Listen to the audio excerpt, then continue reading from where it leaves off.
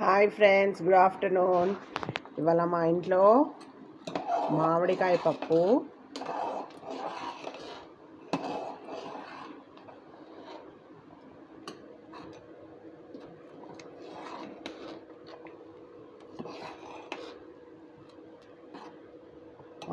పప్పు, సూరకాయ కర్రీ, వేడి వేడి అన్నం. సూరకాయ కర్రీ అండ్ మామిడికాయ పప్పు.